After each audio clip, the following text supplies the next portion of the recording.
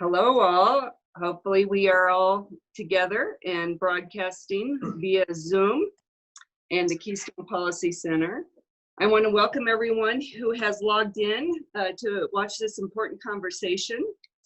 We are featuring the politics of climate, a conversation with Phil Sharp on climate change policy and what happens after November 2020. Before we turn over to Phil, I want to also introduce Clint Vince, who is a member of our board and chair of the Dentons Global Energy Program. Clint, you can, U.S. Energy Practice and co-chair of Dentons Global Energy Sector. Sorry, your title is a little long for me. We're both longtime affiliates of the Keystone Policy Center, both having served on our board and on our energy board, and we're very grateful that you're taking some time with us today. As well, we are launching here at Keystone a policy dialogue on deep decarbonization, focused on consensus-based decision-making and how we can bring sectors together, looking at policy strategies for the next administration, regardless of administration, and focused on the federal level. So this is really timely for us here at Keystone and an important conversation to be had. We are going to turn over the conversation here momentarily to Clint, who will be moderating the dialogue with Phil. And following the discussion, we will have some time for Q&A. If you'd like to submit a question, just click the Q&A button on your screen and type your question in the box. And when we get to that point in the conversation, I will look through who has submitted a question and put them forward to Clint and to Phil. So this is a kickoff of our Key Conversation series, which is something that we had hoped to do with Dentons in person in Washington, D.C., but this is actually a terrific opportunity to reach a different, broader audience of folks who could not necessarily be present. So we're grateful for the virtual conversation that we're going to have today. This series will feature policymakers, congressional leaders, and other key policy influencers. They'll primarily be invite only, such as this was. So if you have an interest in being a part of Key Conversations, go to the Keystone website and sign up for our newsletter. And that will be an opportunity then for you to see those conversations as they come forward over the next few months. Please note this webinar is being recorded and is on the public domain. So feel free to share your thoughts on social media using the hashtag Key Conversations. However, as this is an invite-only discussion, we'll not be posting the full recording publicly. We may post a few clips from the discussion on our website and social media channels. With that, I will turn the time over to Clint and Phil. And again, thank you both for being a part of this today. Thank you so much, Christine, and good morning, Keystone and Keystone family. What an honor it is to moderate this fireside chat with Phil Sharp, who truly is one of the wise men in energy policy in the United States. Years ago, I had the honor of co-chairing the Keystone Energy Board with Phil for a number of years, and whenever Phil spoke, we all learned. He has received too many honors, awards, served on too many prestigious boards to list now, but I do want to highlight a couple of things. First, Phil was elected in 1974 in the famous Watergate class to Congress. He was a Democrat from Indiana, and he served for 10 terms and became the beloved chair of the House Energy and Power Subcommittee. In those years, if the word energy was in the legislation, Phil Sharp had something to do with it. He was a driving force behind the Clean Air Act amendments of 1990 and the Energy Policy Act of 1992. Phil serves on the advisory boards of Columbia University's Center for Global Energy Policy. He serves on MIT's Energy Initiative Advisory Board. In 2016, the Secretary of Energy awarded Phil the James Schlesinger Energy Security Medal, one of the most prestigious awards in the United States for anyone in energy. Before that, Phil served for more than a decade as president of Resources for the Future, one of the top energy economic think tanks in the United States. And we have, before that, he was director of Harvard's Institute of Politics. So Phil has been a leader, a policymaker, a legislator, president of think tanks, a professor, an influencer, but most importantly, he is just a magnificent human being, and we are honored, really honored to have you with us today, Phil. So let me just ask you, we are in a time of pandemic, of economic turmoil, of social concerns, social injustice, systemic racism, and severe climate turbulence. So we all could use a hefty chunk of wisdom. So if you would start us out, give us an introduction to this topic, and then I have a few questions. Well, Clint, thank you for that overly generous introduction. Certainly, I've always admired your judgment. I mean, my goodness, why not? But in fact, you've always been a strong player in the discourse about critical issues in this country, and somebody that has been able to work with multiple kinds of people, as well as that's been the philosophy behind Keystone, and its success over the years is to promote strong discourse on the vital issues of the day. Obviously, my view and the view of many people is that climate change, global warming, is overwhelmingly a profound issue of our time and, frankly, of generations to come in this country and around the world.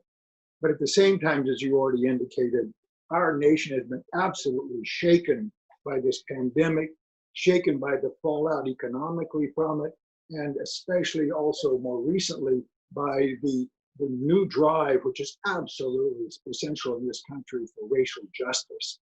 And these issues will come to play in our ability to manage climate change as we look forward.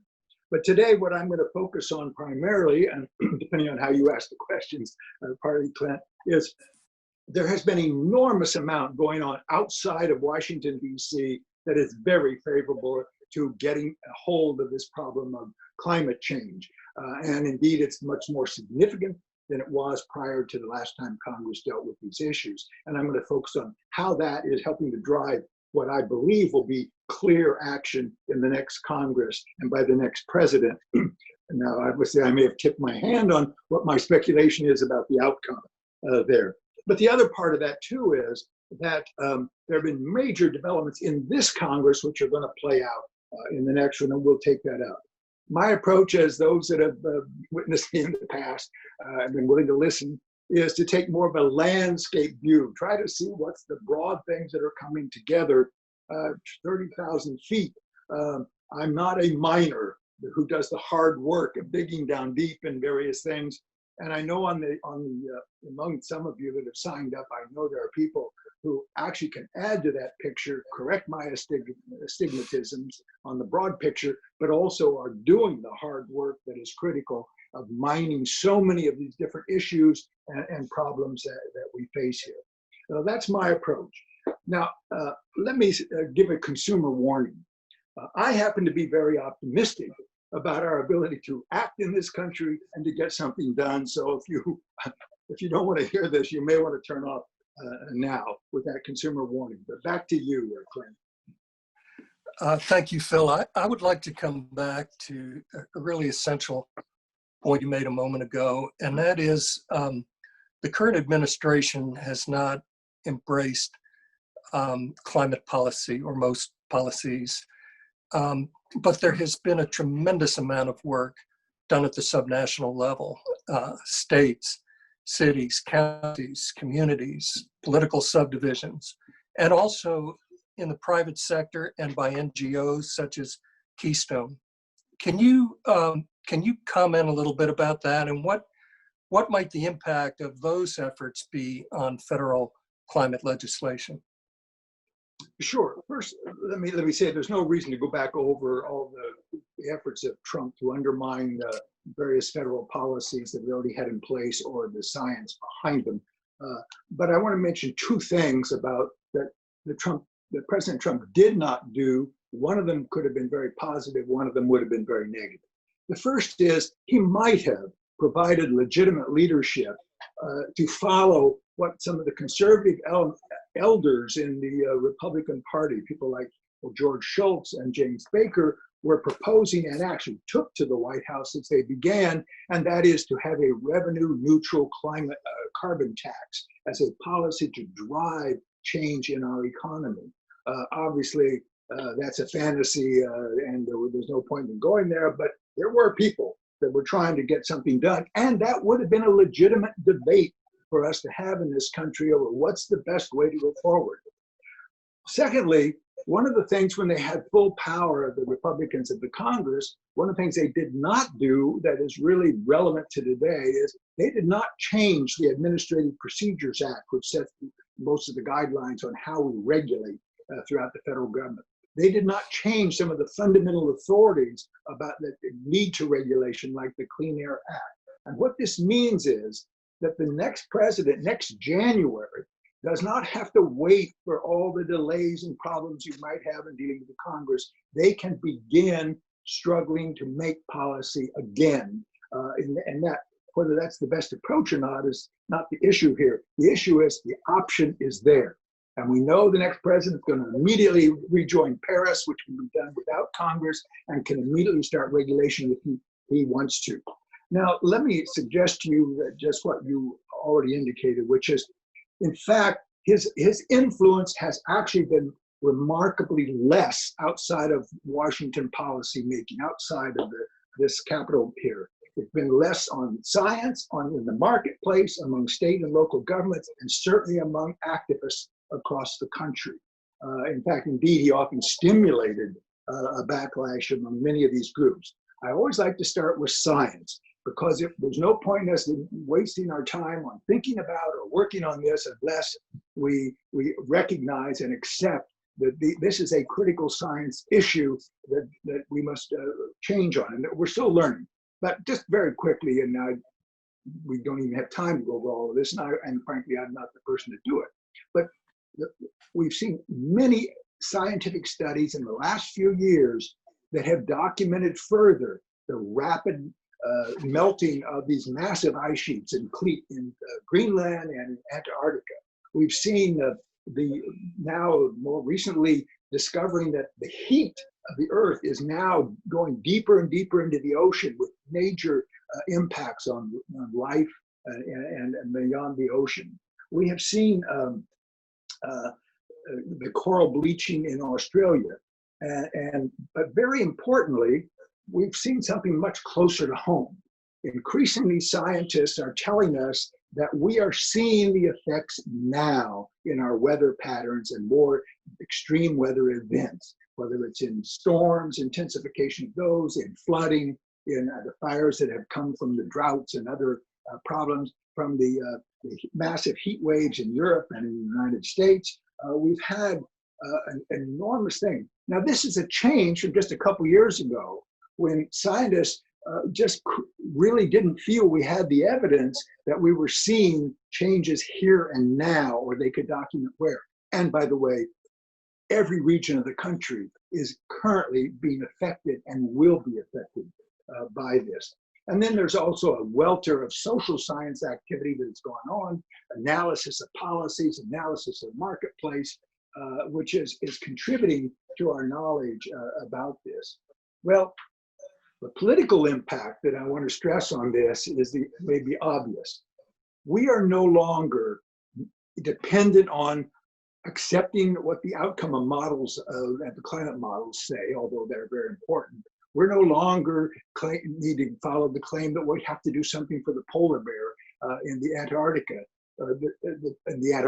The truth is, we have to do something for ourselves, and people are beginning to get and to feel the costs that are growing for businesses, homes, state and federal governments on the need to what we now call address resiliency or adaptation.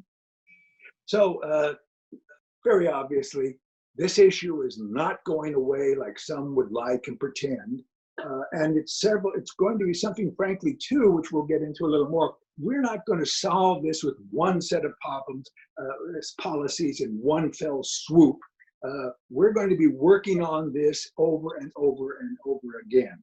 Let me turn to a second set of activities that's really critical here, and that's what's been happening in the marketplace. And here you could spend the next hour talking about the whole variety, or some people could, the whole variety of things that are happening. One of the most important, obviously, is the radical decline in the costs of things like solar and wind and others that have become seriously competitive in the economic marketplace, but also are being advanced by state and federal policy kind of thing. We certainly have seen a decline, continuing shutdown of coal-producing, electric-producing plants in the country, and coal is declining within our system. Obviously, we have a lot of cheap natural gas that accounts for some of these closures. Also, there are all kinds of investments that are going on, small and large, in a whole host of clean technologies. But I want to talk briefly about one of the big events that's occurred over the last 2 years, and that is major corporations in Europe, in the United States, and elsewhere are making pledges, claimed commitments that they will become carbon neutral or zero carbon emissions by 2040 or by 2050. These are very significant, having political consequences, whether we can count on them or not to carry out these propositions. If you look at Microsoft, just to give a couple of examples, Microsoft, which is a massive user of electricity in the country, they actually upped their ante, and they claim that they're not only going to become carbon neutral, they are going to, in fact, pay back what they call the carbon debt.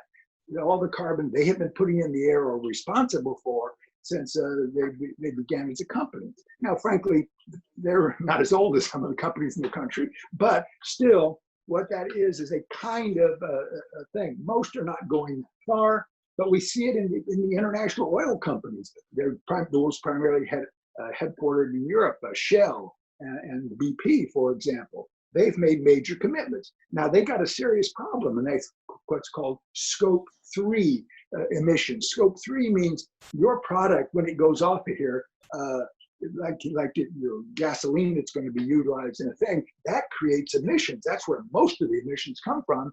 And the question is, what are they doing to cut those kind of emissions? And the fact is that BP and others are now saying they will at least reduce those. Now, I don't think this is going to solve a problem for us, but this is a significant step forward. We just saw a few weeks ago that Ford Motor Company here made a commitment to be carbon neutral by 2050. And there are multiple of our major electric utilities have done the same. Now, these folks may be doing it for a variety of reasons, partly for science, but partly because they're receiving pressure from their own employees. That's what people are telling us about Amazon. They see that from their investors, from their consumers, from their local politicians, from the media. One of the things that it should tell and remind all of us is, those of us that belong to organizations that are interested in action, pressure matters on lots of these people. And pressure is going to be necessary from the outside to keep them focused on these possibilities.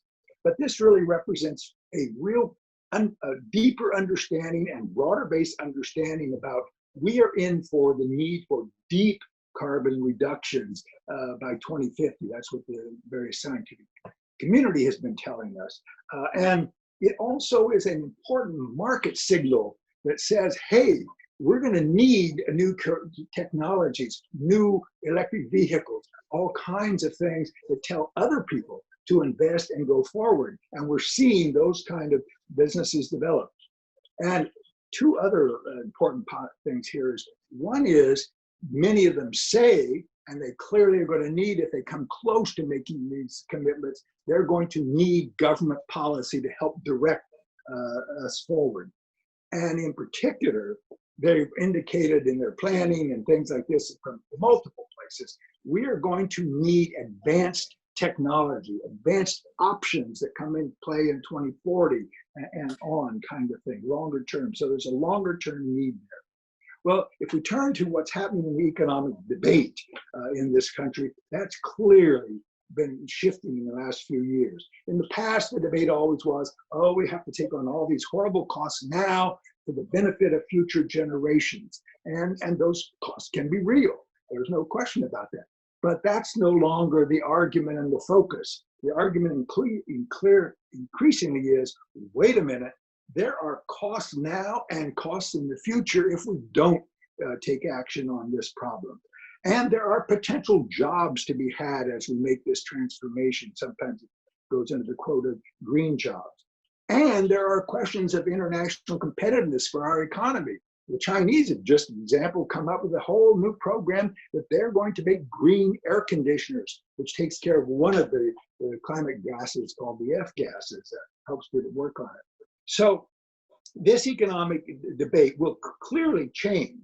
But one thing to recognize is in America, in Europe, in most of the world, the parties that are for action and the parties against action are both focused on being sure we have economic growth and continued prosperity. It is important to recognize there is another whole point of view out there in the world, and that is the point of view of what's a group of international group called the degrowthers. And they are people who actually say, you know what, we got to learn to live with less. We don't need so much materialism. We would be better off by not being focused on advancing the gross national product. Now, we don't have many politicians or business leaders or leaders of organizations in this country who like to take that point of view. I'm not advocating. I'm just trying to say that is an alternative way. But Mother Nature may get our attention. She's a harsh teacher. But one last point on this economic marketplace, it's sometimes Americans overlook, certainly in Congress and elsewhere, a lot of politicians do, and that is that the international markets and foreign government policy are significantly influencing American business and our activities. One of the reasons solar prices have dropped so low in this country, so that now they're really available, is because Germany and Spain have massive incentives in their marketplaces. It's because the Chinese really in their industrial policy pushed the development of solar energy. And they're pushing electric vehicles in multiple countries. So it's not as if we're on our own or we're leading the way. This is a global action kind of thing. Let me quickly turn to a couple others here. One is the state and local governments. I'm using up too much time here, I realize, but state and local governments have been very active on this.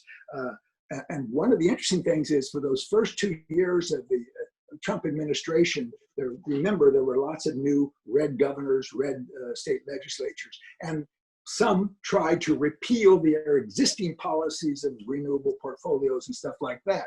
But in fact, almost none of those efforts to repeal were successful when they had real power, because they found out constituents and others are engaged in this issue. So there really hasn't been the backsliding that we anticipated. But always there's a whole bunch of state action that's been going forward. Most recently, the state of Virginia made a commitment to be carbon free by 2045. They've got a variety of standards in place. California just upped their ante again with their policy on zero emission vehicle requirements in the trucking industry, which is a hard thing to deal with. The regional greenhouse gas initiative has been undergoing a serious conversation to try to get a common transportation policy in the area. Cities have been doing the same thing. Universities have been doing the same things. But let me turn to another category of human activity, and that's civic action, where here again, there's been a proliferation of the kind of advocacy groups that are involved, especially among the young. One I am associated with is called Eco America, and where it focuses with limited resources and manpower. It works with the national church and religious organizations to get them committed, to help them proselytize on the issue, get civic action by their people, and to cut their own emissions. And then there are the Citizens Climate Lobby.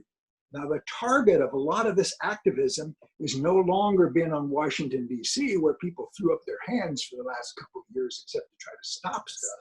But it has been targeted on state governments. It has been targeted on local governments. It has been targeted on corporations. It has been engaged in trying to block energy projects that have carbon propositions.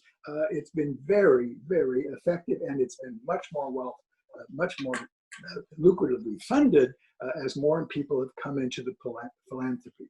So let me just close here on this question, and I promise I'll take less time on some of the others.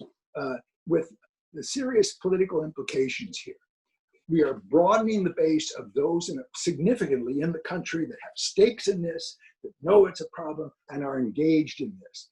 And some will be active, some will simply go along. But that is a different world from where we were 4 years ago. And the substantive impact is we are learning by what states have done, good or bad. We are learning what corporations have done so that we know what works and what's acceptable. This kind of information is critical to policymaking.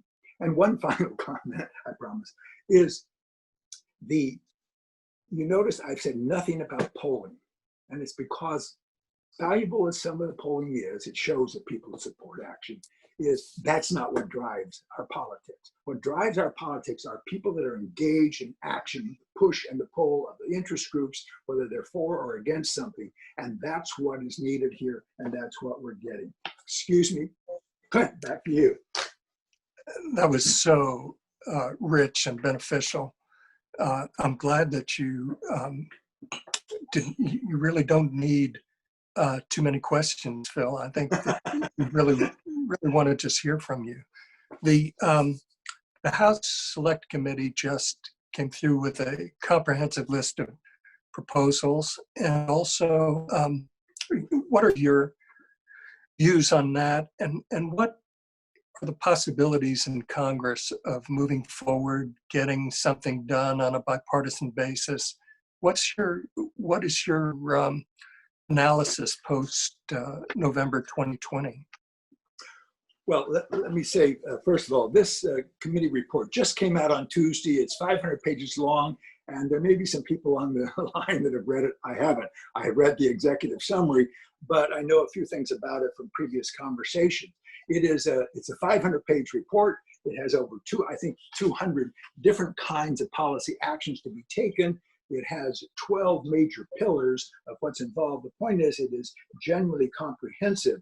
I think it's very important to recognize that they've done considerable substantive and political work, because they've pulled in the main committees that have to do the legislating, whether it's the Commerce Committee, the Tax Committee, whatnot. And they've sought out an analysis from outside the Congress. And by the way, just to understand where it stands, it has made a list of things to do, not necessarily endorsing all of them, but given us a rich menu, a very serious menu of what is possible and what should be done in the country. Now, the committees next, and I think this will happen in the next Congress, like the Tax Committee, they have to do the hard legislating and agree to something to advance this forward. But several things that are important about it. One is it does set big targets. By 2050, we're going to try to have a net zero economy-wide thing. Now, net zero, people have to understand, does not mean we have no emissions that are carbon emissions. It means that we've done something to take out of the equation the carbon that's in the air and in the energy now. And that's a big step forward. It has interim goals as well. Let me just, and it also brings to bear a lot of these issues that come out of environmental justice as to how we can help workers or communities in the process of this transition, which will be costly.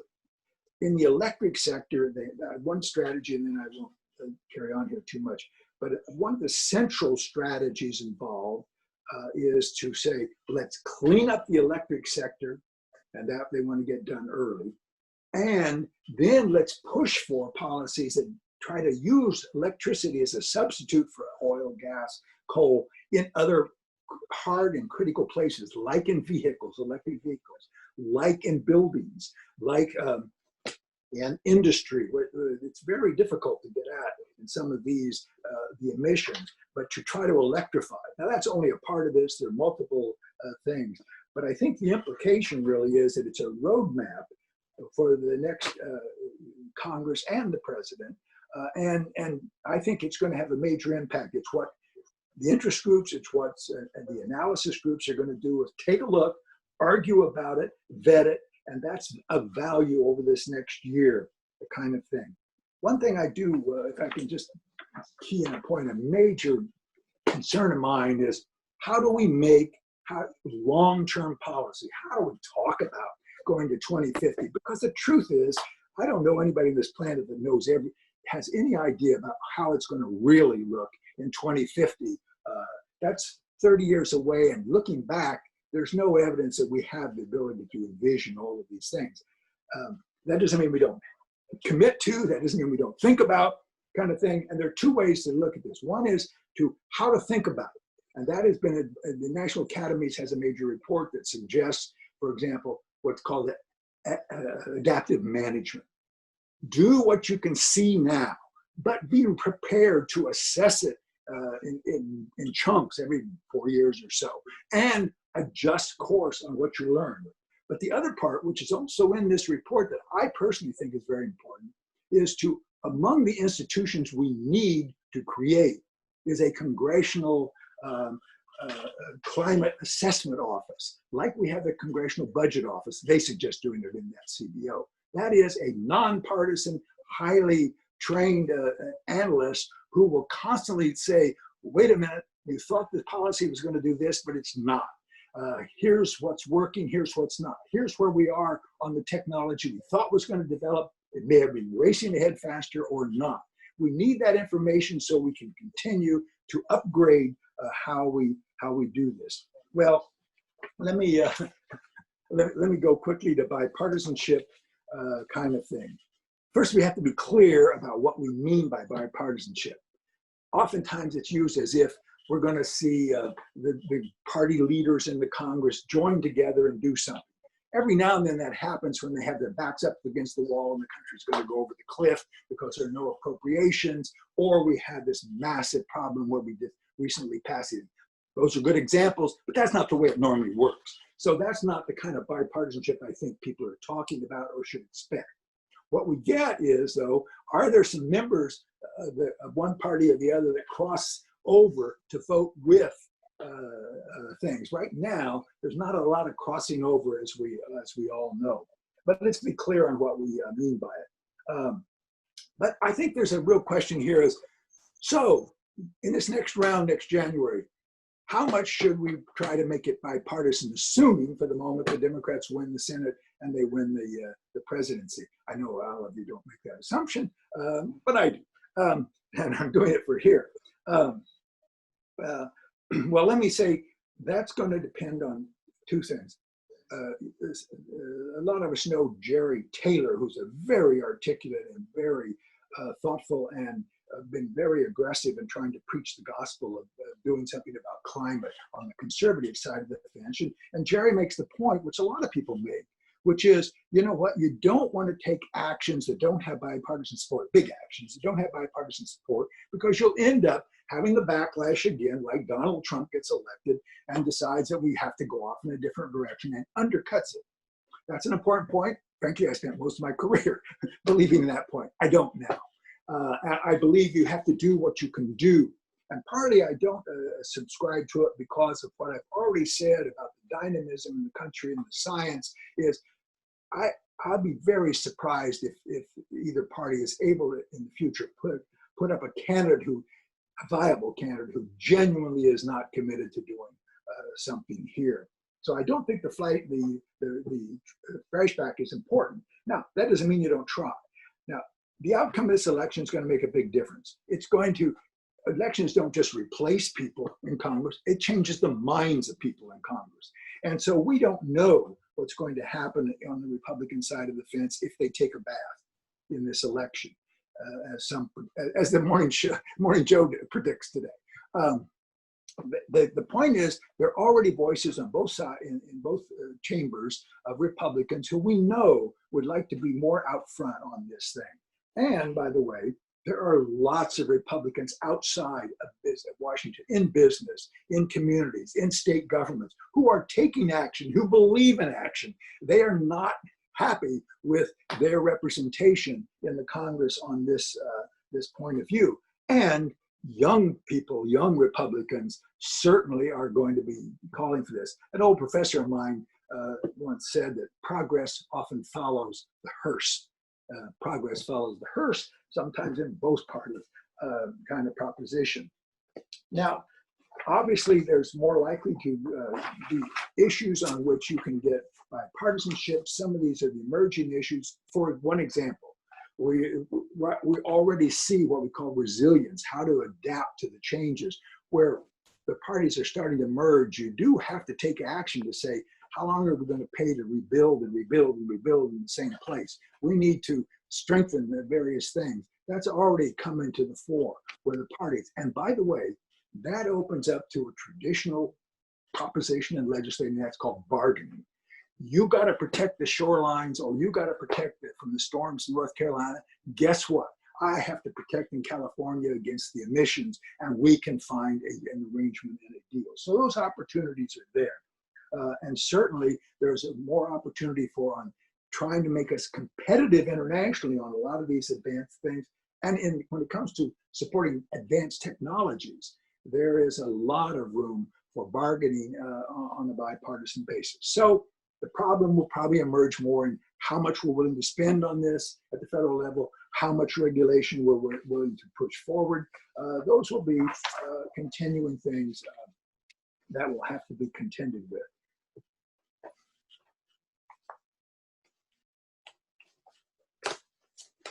I think we meant to get others into the conversation before now.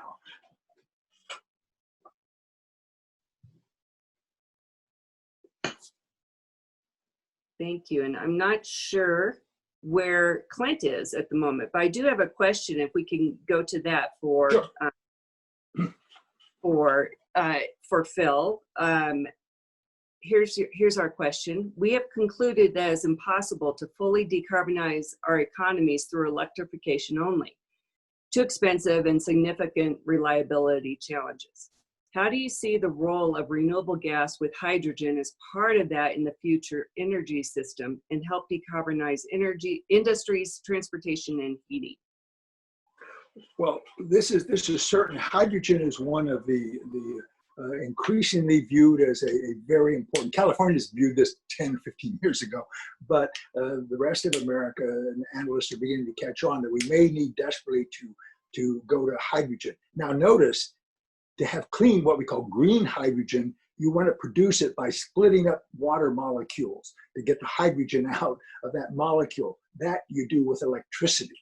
At the moment, that is an expensive way to go. The way we do hydrogen now is we use a fossil fuel. We use natural gas, and we break it up to get the hydrogen out of it. So that is certainly one thing. It may be we may be going to transportation. It may be going into, there's lots of high heat needs in industry that it may help substitute for. But that's one of the advanced technology. Now that one we know a lot about now. We don't have to demonstrate it. There are other technologies we have to demonstrate, like how to take the carbon out of the air, again, where to store it. And we have to demonstrate how to maybe go with advanced nuclear or fusion. These are other options that are on the table, and that's going to be one of the big issues in the Congress going forward. Thank you. And Clint, I think we have you back on. Yes, I was muted by our host for a moment. I hope that wasn't an editorial comment. Never. My constituents would have loved this muting possibility. I can assure you, tried on many occasions. Phil, let me ask you one last question, really, and then have Christine come back with, because I'm noticing we have some good Q&A, and we would like this to be interactive. What impact do you think that the pandemic, the economic turmoil, equity issues, social equity issues will have on climate policies going forward after November? Well, obviously, it's very hard to assess. Just talking about the social equity issues, already we see them coming to the fore. Used to be part of what we call the environmental justice movement in the country. That had an impact in the past and was considered, but it never was to the forefront that it is now. And I just mentioned it in passing, and certainly the proposals in this committee report focus very heavily on that. So that kind of having it, and some of that is racially oriented, and some of it's just oriented toward poverty or to location in a place that's highly polluted, for example. So that's already in there in the mix. I think the big and the hard question is what is going to happen on the economy here. Obviously, there's been a decline in investment and both in fossil fuels, but also in cleaner fuels recently here. I think the thing that is most, but what it also does is it competes for priorities, obviously, but it also opens up legislative possibilities in Congress. Most people think that the next administration, we may see it yet this year in some way, will have to take major stimulus thing going forward, that this economy is not going to V right back up the way some people in 1600 Avenue seemed to originally thought. It's going to take some hard work. And so it's almost certain we're going to see a program of stimulus. And the question is will we make that a green stimulus? And there is. The International Energy Agency just put out, and Jason Bordoff and Joe Aldi just spoke to it on a webinar 2 days ago, about how to get and it's happening in Germany, it's happening in Europe, it's happening elsewhere, and probably in China as well, where they're recognizing that you're going to be investing in the economy, let's invest in the green thing. So it opens up the opportunity as well to make major steps. I think the interesting questions to me, however, relate to sort of broader, and I think this is very hard to determine, but is it going to change with some people in this country, their sort of gut attitudes? For example, maybe, just maybe, it's more important for us to listen to what science, and there are different voices in science, but what it's telling us is important here. We should have been listening more, obviously, on the medical side than we were. And I think that's the other is that a growing recognition that, you know, I can live in selfishly for just me and maybe my children, but guess what? I happen to be part of a broader society, and I need to, and I'm going to be affected. My children and others are going to be affected by what other people do as well as what I do. In other words, some kind of element of social responsibility. I don't think this is going to turn us all into socialists, and I don't think that is a worry in this country, by the way. I think that's another fraud political view. But the fact is that it may have significant changes, but all this remains to be seen. Now, there's one thing that really is going to be complicated here at some point, and that is the fiscal problems that are being generated right now for businesses in debt, for state governments in debt, for the federal government in debt. It's a question of how much of that can we stomach and sustain. But again, there may be an opportunity here, and that is for a carbon tax, not as the central policy that's going to drive this, but we need revenue. And the next administration is going to want to do with tax equity. So it may open the opportunity for putting on a small carbon tax. It helps pay for all of this stuff that we want and need in this country. Thank you, Phil. Let's go to Christine now and Q&A with our participants. Thank you. I will go to our questions. If you have more, please send them in and we'll get to as many as we can in the time that we have. First question is, quote, "I'm glad to hear Mr. Sharp's optimism for the possibility of positive change. Does he have anything to say about urgency or timing for major policy and behavioral changes in order to avoid catastrophic impacts next 30 to 100 years? Well, that's a critical question, and I certainly do. I hope my attitude helped express that that while we're aiming for these goals out there, we need action. We need strong action from the federal government. This requires over time changes in the behavior of the way what we consume, the way we organize business, the way we operate our society. So these are fundamental changes that are needed, and we need. And this, in my view, we've lost 3 years here. In fact, we've lost 10 years of important policy possibilities.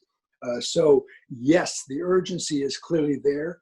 I don't subscribe. The Green New Deal was basically a political manifesto, and I don't subscribe to a number of things that they say, but they were right to bring the urgency home, and it's here now, and we need to get on with it. But we don't have to wait for the government. We can do it ourselves too.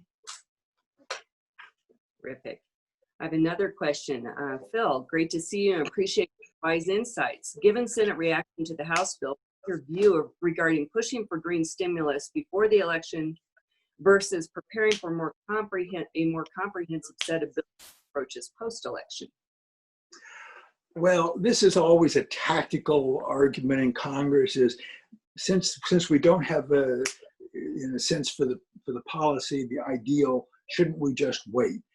My view is that if they can do their transportation bill moving forward, go for it. I think it's unlikely that they'll get so much they won't have to come back for it. So I don't think there's a lot of risk in trying things now. And besides that, running these things up the flagpole helps get attention to them, gets them analyzed and whatnot. So I would not argue hold back because I happen to know the system will work hard against doing anything. But I get the point of the question really is that we need to go at these things in a big way. Thank you. Next question. What is your perspective on urbanization trends in a post-COVID world? That's a big This is, I'm laughing not because it's not important, it's because obviously the person asking knows that I know little about this. The point is, but one of the interesting things is that maybe coming out of the COVID world is we may be changing transportation needs on commuting, for example. Maybe there'll be less commuting, more working online. Maybe there'll be less flying around the country to go to conferences at Keystone or business activity. These would cut emissions, and that's changing. These are things we're going to be finding out, proposition. And by the way, there's going to be efforts to shape these by state and local policies. So we just don't know at this point, but changing those patterns. Obviously, when people live in dense cities, it opens up the opportunity to use less energy as long as you don't build all the buildings in the way we used to. You know, we have created a smart cities and connected communities think tank with Dentons, with thought leaders from 500 thought leaders from around the globe.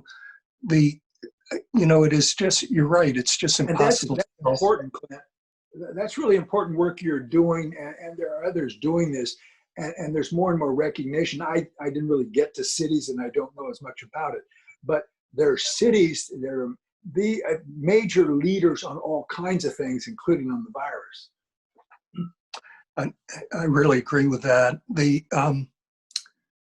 trends of urban migration are so great that even if the trends are only partially correct, we still have to modernize everything from digital and technological infrastructure, but integrated with physical infrastructure and social infrastructure. And more than ever, and Phil, you really zeroed in on this, more than ever, we need to bring social infrastructure, give it a big upgrade.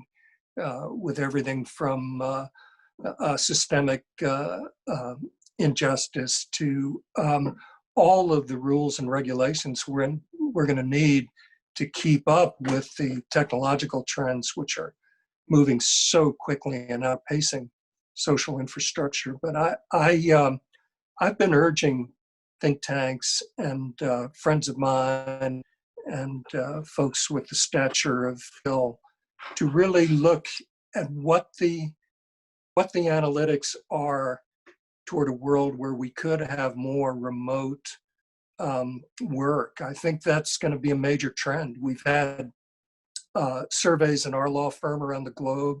Most people don't want to come back full-time to an office working environment. Most people want to continue to work remotely for at least several days during the week.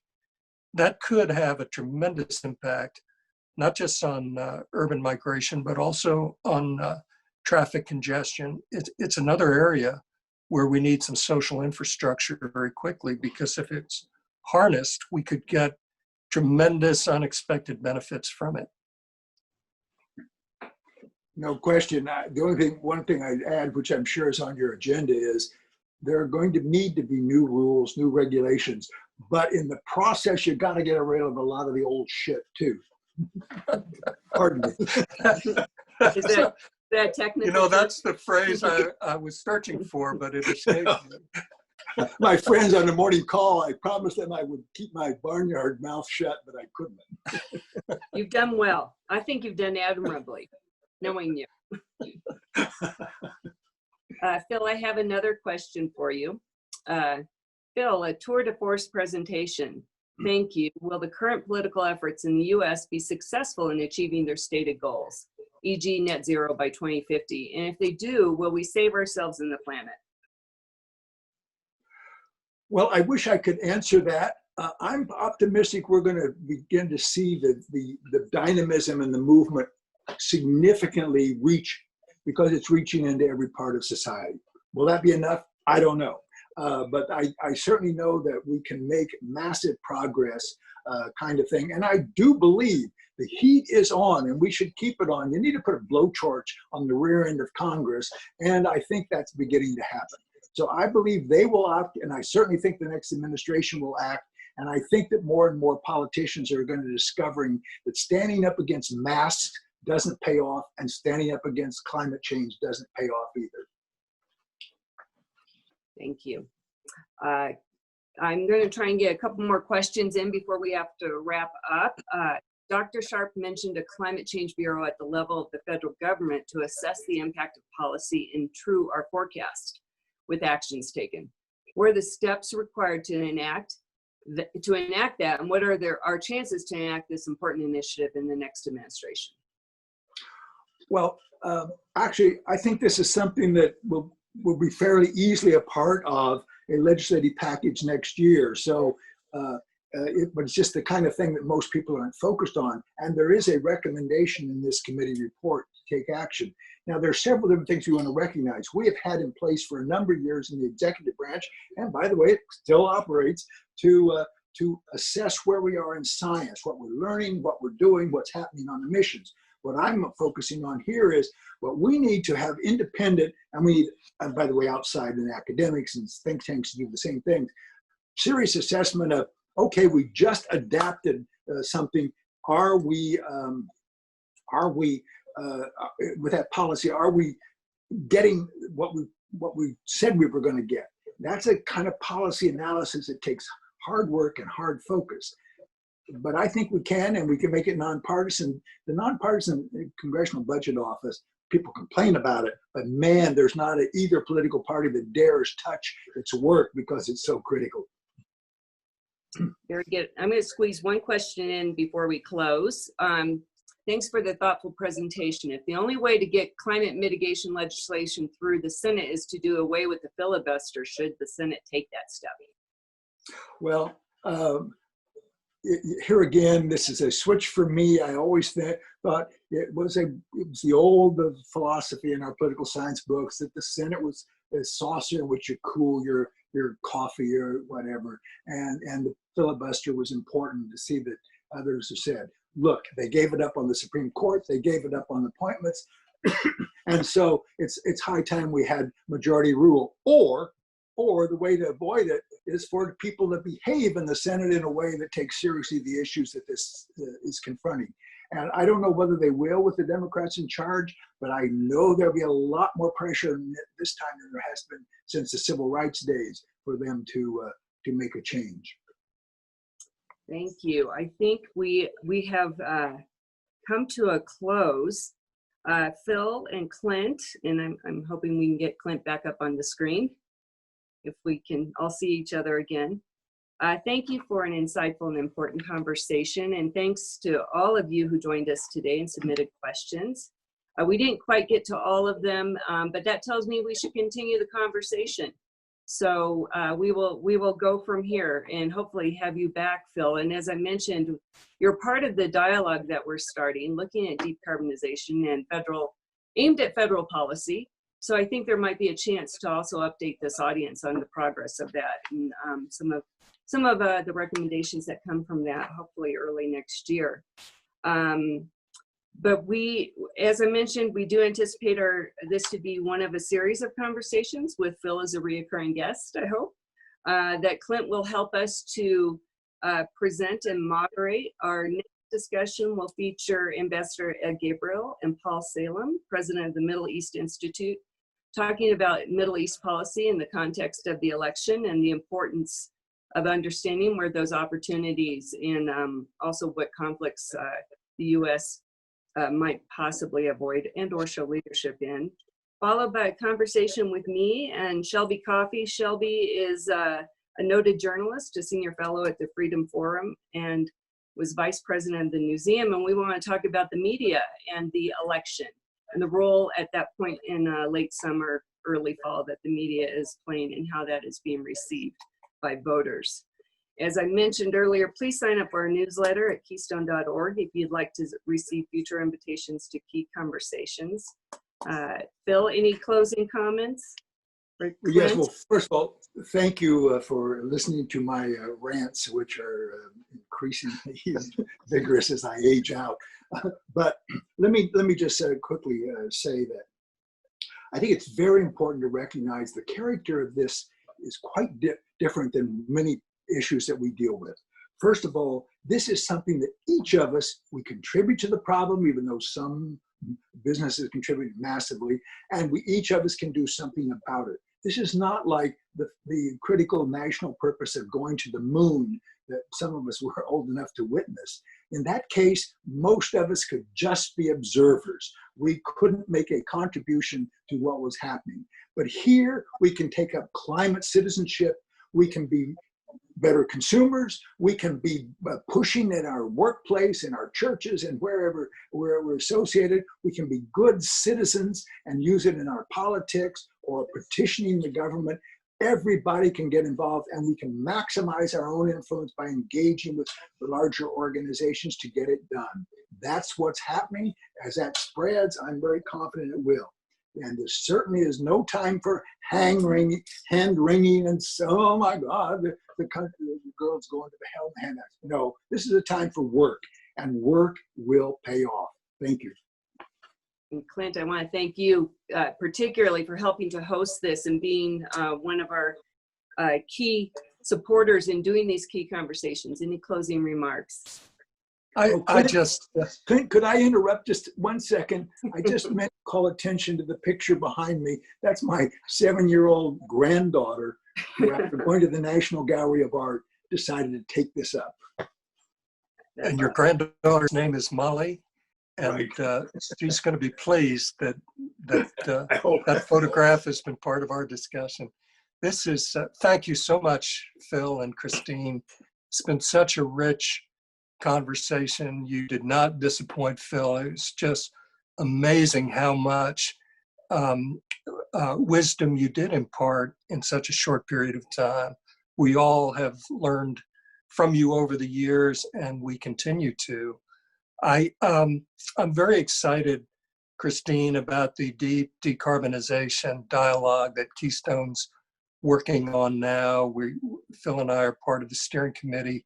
I think it's going to be one of the more important dialogues in the U.S. going forward, and we'll give a chance for lots of different points of view to be considered and harnessed. But I also couldn't agree more with Phil's final point that we are all in this together now. And we have learned that if one body of Congress or one part of the executive branch or one part of government is not stepping up, there are lots of other avenues available to us, and it's time to get moving. It's long past time. So thank you, Keystone. Thank you, Christine and Phil. What a brilliant discourse you've just given us. Yeah, thank you very much, both of you. Like I said, I hope we have you back, Phil and Clint. We can keep this conversation going because it's an important one, and I'd love to hear more. I always learn so much from hearing from both of you. With that, this is Christine Scanlon. I have the honor of being the president of the Keystone Policy Center. Thank you all again, and we hope that you have a great rest of your day and join us for the conversation with Ambassador Ed Gabriel next, coming up soon. Thank you. Thank you. Take care. Thank you, Christine. Be well. Thank you.